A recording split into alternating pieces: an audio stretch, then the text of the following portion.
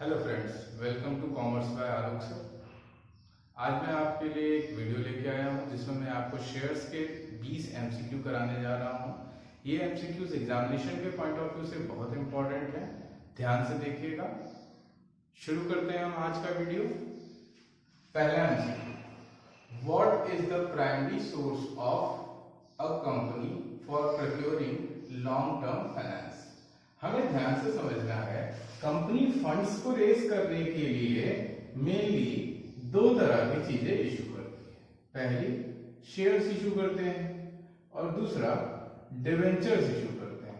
तो कोई भी कंपनी जब अपना एग्जिस्टेंस स्टार्ट करती है, अपनी कंपनी स्टार्ट करती है, तो वो मेनली शेयर्स इशू करती है।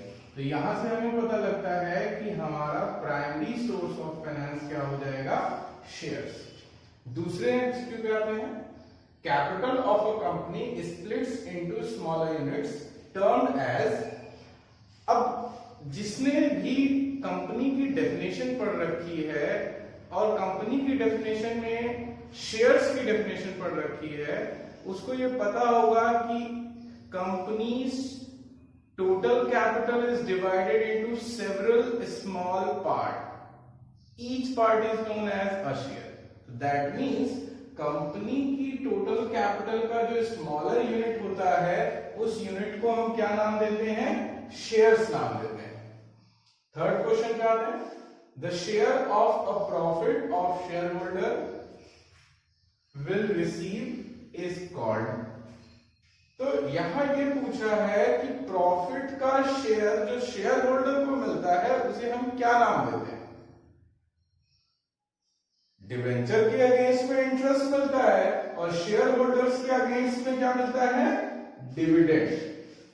आते हैं चौथे क्वेश्चन पे। Redeemable preference shares can be issued for a maximum period of. अब डिवेंचर्स की कहानी अलग है, प्रेफरेंस शेयर्स की कहानी अलग है। तो ये आपको याद करना पड़ेगा कि प्रेफरेंस शेयर्स का मैक्सिमम रिडम्पशन पीरियड 20 साल का हो सकता है। दैट मींस आपको ये याद रखना है कि प्रेफरेंस शेयर्स कभी भी 20 साल से ज्यादा के इशू नहीं किए जा सकते। हाँ, 20 साल से कम के लिए प्रेफरेंस शेयर्स इशू किए जा सकते हैं, बट जो जनरल रूल है वो क्या है कि प्रेफरेंस शेयर्स 20 साल से ज्यादा के लिए इशू नहीं किए जा सकते हैं। आते हैं अपने पांचवें क्वेश्चन पे। पांचवा question, paid up capital is also known as dot dot dot capital.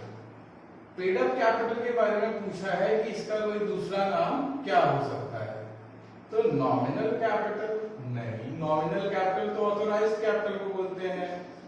Real capital हाँ, क्योंकि पेड अप कैपिटल उस लास्ट स्टेज को कहते हैं जिस लास्ट स्टेज पे कोई शेयर होल्डर पर शेयर पे अमाउंट पे करता है, उसे हम लोग क्या नाम देते हैं, paid up capital.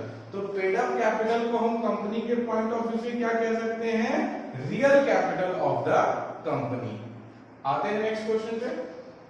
Which section of Companies Act 2013 defines the shares?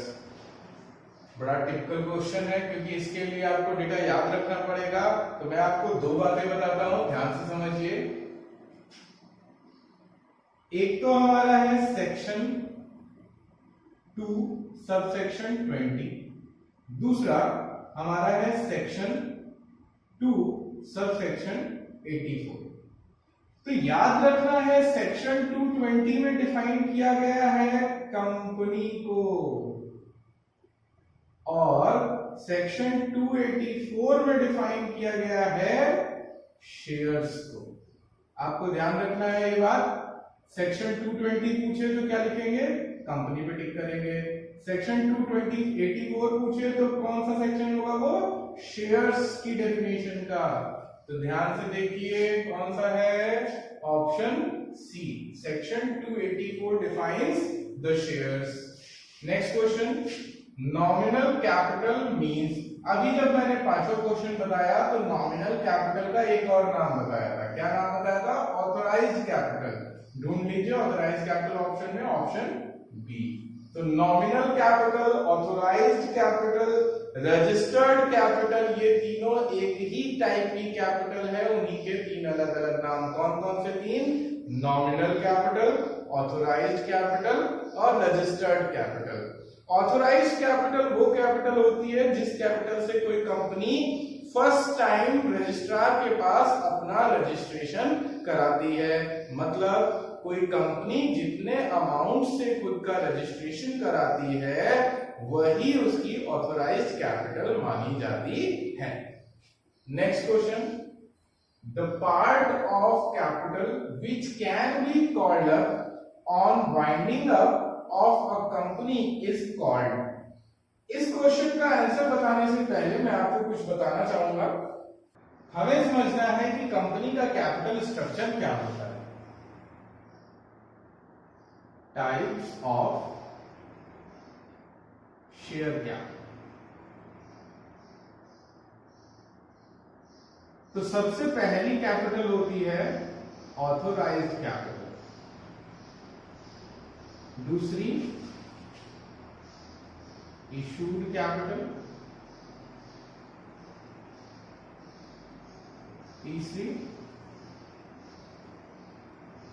Subscribed capital,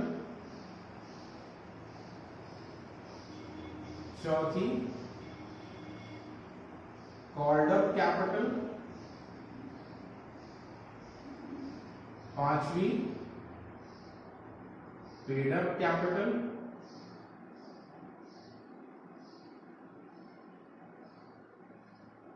और छठी और सबसे इंपॉर्टेंट जिसके बारे में हम डिस्कशन कर रहे हैं वो है रिजर्व कैपिटल। सबके बारे में जानते हैं। तो अभी अभी ऑथोराइज्ड कैपिटल के बारे में बताया। ऑथोराइज्ड कैपिटल वो कैपिटल है जिससे कोई कंपनी अपने आप को रजिस्टर्ड कराती है। इशूड कैपिटल, अपनी ऑथोराइज्ड कैपिटल में से कंपनी जितनी कैपिटल पब्लिक को इशू करती है उसे क्या नाम देते हैं? Issued capital. अब कंपनी ने शेयर्स पब्लिक के लिए इशू कर दिए, लेकिन जरूरी नहीं होता कि पब्लिक पूरे शेयर्स खरीद ले। तो पब्लिक जितने शेयर्स पे रिस्पॉन्स करती है उसे हम क्या बोलते हैं? Subscribed capital.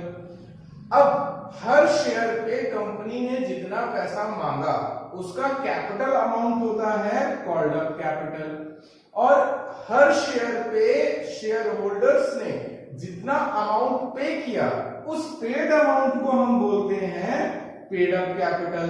यहां ध्यान रखने वाली बात कि डिविडेंड हमेशा किस कैपिटल पे डिस्ट्रीब्यूट किया जाएगा? पेड अप कैपिटल पे। आते हैं लास्ट रिजर्व कैपिटल पे। कंपनी अपनी कंटिंजेंसीज को ध्यान में रखते हुए शेयर्स का कुछ पार्ट पब्लिक को इशू नहीं करती या कुछ पैसा शेयर्स पे नहीं मांगती। वो पैसा कंपनी तब मांगती है जब कंपनी को बहुत ज्यादा जरूरत हो या कंपनी का वाइंडिंग अप हो रहा हो, कंपनी का समापन हो रहा हो। तो कंपनी का जब समापन होता है, वाइंडिंग अप होता है, लिक्विडेशन होता है, उस समय जो कैपिटल मांगी जाती है उस कैपिटल को क्या नाम देते हैं? Reserve capital. तो क्वेश्चन फिर से देखिए कि called up on winding up of company. तो अभी अभी बताया कि वाइंडिंग अप पे कौन सी कैपिटल मांगी जाती है? Reserve capital. ध्यान रखिएगा यहाँ एक कंफ्यूजिंग ऑप्शन दिया हुआ है कैपिटल रिजर्व। तो कैपिटल रिजर्व अलग चीज है, रिजर्व कैपिटल अलग चीज है। जब आप कैपिटल के पॉइंट ऑफ व्यू से पढ़ रहे हैं तो रिजर्व कैपिटल ठीक करेंगे, ध्यान रखिएगा। नेक्स्ट क्वेश्चन पे आते हैं। Dividend are usually paid on. तो अभी अभी मैंने जब इसे बताया तो बताया कि डिविडेंड की पेमेंट हमेशा किस पॉइंट पे होती है? पेड अप कैपिटल के पॉइंट पे। तो ऑप्शन देख लीजिए, पेड अप कैपिटल हमारा सही आंसर हो जाएगा। आगे देखते हैं question number 10। Which section prohibits on issue of shares at discount? हमें ध्यान से समझना है ऐसा कौन सा सेक्शन है जो शेयर्स को डिस्काउंट पे इशू होने से रोकता है। तो दो बातें यहां ध्यान देने वाली है। एक सेक्शन प्रीमियम से रिलेटेड है और एक सेक्शन डिस्काउंट से रिलेटेड है। तो सेक्शन 52 डील करता है प्रीमियम से और ये कहता है कि प्रीमियम पे शेयर्स को इशू किया जा सकता है। डिस्काउंट के बारे में बात करते हैं तो सेक्शन 53 जो है वो डिस्काउंट से रिलेटेड है और ये सेक्शन कहता है कि जब भी कभी कंपनी 1 साल के पीरियड के अंदर होगी तो वो कंपनी अपने शेयर्स को विद इन 1 ईयर डिस्काउंट पे इशू नहीं कर सकती। तो इस क्वेश्चन का हमारा आंसर हो जाएगा आंसर पॉइंट ए। 11 नंबर पे आते हैं। The person who takes the risk of issuing shares are known as. तो यहाँ पे हमें समझने वाली बात है, हम शेयर्स से रिलेटेड इंपॉर्टेंट टर्म कौन कौन सी यूज करते हैं। एक शेयर होल्डर, दूसरा प्रोमोटर्स, तीसरा डायरेक्टर्स, चौथा अंडर राइटर्स। इन चारों के बारे में जानते हैं। शेयर होल्डर्स, तो शेयर होल्डर्स वो पर्सन होते हैं जिन पर्सन्स के पास शेयर्स होता है या कंपनी से जिन लोगों ने शेयर्स परचेज कर रखा है उन्हीं लोगों को हम लोग क्या बोलते हैं, शेयर होल्डर्स। सेकंड नंबर पे आता है प्रोमोटर्स। कंपनी के इनकॉर्पोरेशन से पहले कंपनी की जो भी प्रोसीडिंग्स होती है उसे जो पर्सन करते हैं उन पर्सन्स को हम क्या नाम देते हैं, प्रोमोटर्स। थर्ड डायरेक्टर्स, तो डायरेक्टर्स वो पर्सन्स होते हैं जो कंपनी के अफेयर्स, मीटिंग्स इन सबको ऑर्गेनाइज करना, कंपनी के एक्टिविटीज को कंट्रोल करना, ये सब का काम कौन सा करते हैं, कौन करता है ये काम, डायरेक्टर्स करते हैं। अब लास्ट आता है अंडर राइटर्स। जब कंपनी अपने शेयर्स मार्केट में इशू करती है, पब्लिक को इशू करती है, तो इस बात की कोई श्योरिटी नहीं होती है कि वो सारे शेयर्स मार्केट में बिक ही जाएंगे। तो कंपनी इस बात के एश्योरेंस के लिए कुछ ऐसी एजेंसीज को सर्च करती हैं, जो एजेंसीज क्या करती हैं, कंपनी को अश्योर करती हैं कि उनके पूरे के पूरे शेयर्स वो मार्केट में बिकवा देंगे। अगर मार्केट में शेयर्स नहीं बिकते तो जितने शेयर्स नहीं बिके हैं उन्हें वो अंडर राइटर्स खुद खरीद लेंगे। तो इसीलिए अंडर राइटर्स वो बंदे होते हैं, वो लोग होते हैं जो कंपनी के शेयर इशू के समय रिस्क लेते हैं और रिस्क लेने के बदले उन्हें अंडर राइटिंग कमीशन मिलता है। नेक्स्ट देखते हैं। As per the provision of Companies Act, blank space हमें फिलअप करना है। कौन सा सेक्शन है जो प्रीमियम से डील करता है। अभी पहले एमसीक्यू को बताते समय मैंने बताया कि डिस्काउंट 53 सेक्शन पे है और प्रीमियम सेक्शन 52 पे। हम यहां से डायरेक्ट चेक कर सकते हैं सेक्शन 52। नेक्स्ट देखते हैं।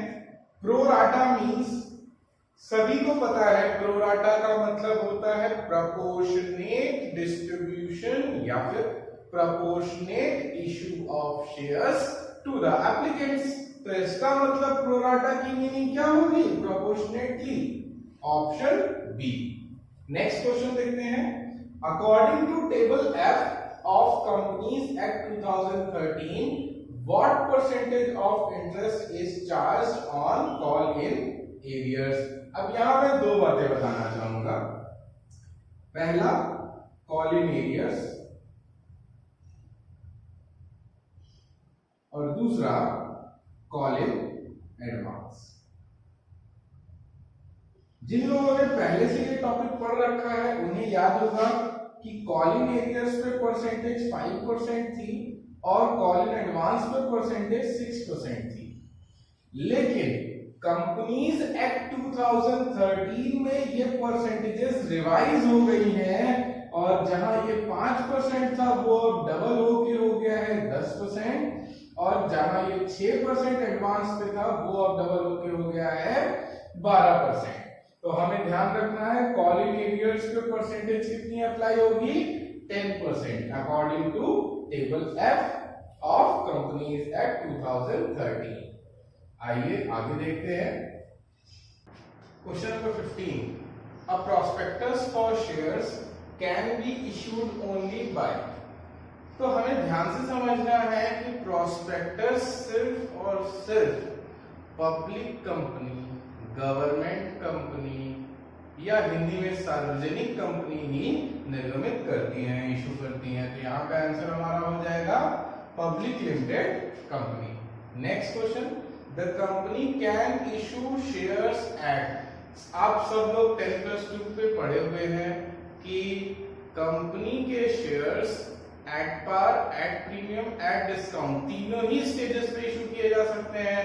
तो यहाँ पे हमारा ऑप्शन हो जाएगा par, premium and discount. Next question देखते हैं, in case of purchase price is more than net value of asset the balance is debited to.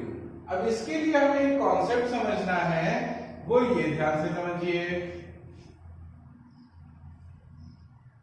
Assets account debit to vendor account. अब एक बात यहां ध्यान देनी है कि अगर हमारा एसेट की वैल्यू ज्यादा है तो इधर साइड जो डिफरेंस लिखा जाएगा वो किस नाम से लिखा जाएगा? कैपिटल रिजर्व के नाम से। जस्ट इसका अपोजिट केस, अगर हमारा purchase consideration that means vendor को की जाने वाली पेमेंट ज्यादा है तो जो भी डिफरेंस होगा वो डेबिट में किस नाम से लिखा जाएगा? गुडविल अकाउंट के नाम से। तो हमसे क्वेश्चन में ध्यान से समझिए, यही पूछा गया है कि कौन से अकाउंट को हम डेबिट करेंगे अगर परचेज कंसिडरेशन, परचेज प्राइस ज्यादा है, तो उस केस में हम लोग गुडविल अकाउंट को डेबिट करेंगे। Next question, under which case pro rata allotment is applicable. तो प्रोराटा का केस हम लोग जो पढ़ते हैं वो हमारा ओवर सब्सक्रिप्शन टॉपिक में कवर होता है। क्यों? क्योंकि प्रोराटा के केस में हम लोग एक्सेसिव एप्लीकेंट्स को जो है प्रोपोर्शनेट अलॉटमेंट ऑफ शेयर्स करते हैं। तो एक्सेसिव एप्लीकेशंस को ही हम लोग क्या नाम देते हैं? Over subscription. हमारा ऑप्शन बी हो जाएगा। नेक्स्ट क्वेश्चन देखते हैं, न्यूमेरिकल है ये। ए limited issued 6000 shares to Mr. R who paid the allotment of ₹5 per share. Find the amount of shares for future account if application was made by company for 2 per share. तो question में जो information दी है जरा हम वो ध्यान से देखते हैं। हमें एप्लीकेशन बता दिया है 2 रुपए का है, अलॉटमेंट 5 रुपए का है, ये दो बातें हमें दे रखी हैं। और मिस्टर आर के पास जो शेयर्स हैं वो कितने हैं? 6000 शेयर्स। तो वैसे तो अगर हम इसका प्रोसीजर फॉलो करेंगे और जर्नल एंट्री बनाएंगे तो बहुत ज्यादा टाइम लगेगा। तो हमें बस एक बात का ध्यान देना है कि मिस्टर आर ने अपने टोटल शेयर्स पे कौन सी कॉल दे दी है। तो उन्होंने अलॉटमेंट तो नहीं दी है लेकिन एप्लीकेशन का पैसा दे दिया है। तो अगर हम शेयर फॉर फ्यूचर अकाउंट की बात करें तो शेयर फॉर फ्यूचर अकाउंट में हम लोग कितना अमाउंट पोस्ट करेंगे? तो जितना पैसा कंपनी को मिल चुका होता है वही पैसा कहां ट्रांसफर किया जाता है? शेयर फॉर फ्यूचर अकाउंट में। तो हमारा अमाउंट कितना आ जाएगा? 12,000। Option A. अगला क्वेश्चन देखते हैं, Y Limited issued 60,000 shares of ₹10 each. Application received on 75,000 shares. Pro rata का केस है, देख के पता लग रहा है over subscription. 5,000 applications were rejected. Find the amount adjusted on allotment. If calls were as follows: application ₹5, allotment 6, first call 4.5 and second call 4.5। तो हमें ध्यान से देखना है कि हमारी पार वैल्यू कितनी हो जा रही है? 20 रुपए। तो हमें 20 रुपए की कॉल करनी है, लेकिन क्वेश्चन में हमसे पूछा गया है कि अलॉटमेंट पे कितना अमाउंट एडजस्ट होगा, that means pro rata adjusted amount पूछा गया है। तो हम जरा इस डायग्राम को ध्यान से देखते हैं। पहले में हम क्या लिखेंगे, एप्लीकेशन रिसीव। इसके 3 सेक्शंस निकालेंगे। पहला सेक्शन इशूड शेयर्स, दूसरा एडजस्टेड शेयर्स और तीसरा rejected shares.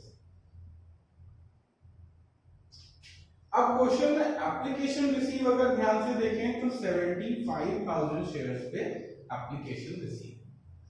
Issued shares question की फर्स्ट लाइन में 60,000 शेयर्स हमारे इशूड हैं। रिजेक्टेड शेयर्स की इंफॉर्मेशन हमें क्वेश्चन में दे रखी है 5,000 शेयर्स। अब जरा हम बैलेंस कर लेते हैं, इन तीनों का टोटल मिला के इसके इक्विवेलेंट होना चाहिए। तो 60,000 प्लस 5,000 65,000, अभी भी कितना कम है 10,000, तो वो जो कम वाला है वो यहाँ पे हमारे आ जाए। तो एडजस्टेड शेयर्स कितने हुए 10,000। हमसे एडजस्टेड शेयर नहीं पूछा है, एडजस्टेड शेयर का अमाउंट पूछा गया है। तो हमें एडजस्टेड शेयर का अमाउंट निकालने के लिए इसे मल्टीप्लाई करना पड़ेगा एप्लीकेशन मनी से। क्वेश्चन में देखिए एप्लीकेशन कितने रुपए की है, 5 रुपए की, इंटू 5, तो हमारी वैल्यू कितनी आ जाएगी 50,000 रुपीज। ये हमारी करेक्ट है। तो 50,000 देखिए ऑप्शन में है, हाँ जी ऑप्शन बी हमारा सही है। फिर से एक बार ध्यान से देख लीजिए, 19 नंबर में हमें क्या करना है कि जितना पैसा कंपनी को किसी शेयर होल्डर से मिल चुका है वही पैसा फॉरफीचर करते समय शेयर फॉरफीचर अकाउंट में जाता है। तो 6,000 शेयर्स पे कंपनी से एप्लीकेशन मिल चुकी है कंपनी को, तो 6,000 इंटू 2 12,000 हमारा हो जाएगा फॉरफीचर का अमाउंट। नेक्स्ट क्वेश्चन में ध्यान से फिर से देख लेते हैं, हमें प्रोराटा एडजस्टमेंट का अमाउंट चाहिए। तो इस डायग्राम से हमने निकाल लिया कि हमारा प्रोराटा कितने शेयर्स का है 10,000 शेयर्स का, और उसकी वैल्यू निकालने के लिए किससे मल्टीप्लाई करेंगे एप्लीकेशन मनी से। एप्लीकेशन मनी 5 रुपए की और वैल्यू हमारी हो गई 50,000। आज के दोस्तों हमारे 20 क्वेश्चन कंप्लीट हो गए। इसे ध्यान से पढ़िएगा, ये एग्जामिनेशन के पॉइंट ऑफ व्यू से मोस्ट इंपॉर्टेंट क्वेश्चंस हैं। ऐसे क्वेश्चन नहीं तो इनके जैसे क्वेश्चन जरूर बनते हैं। अब हम लोग मिलते हैं नेक्स्ट क्लास में। Thank you.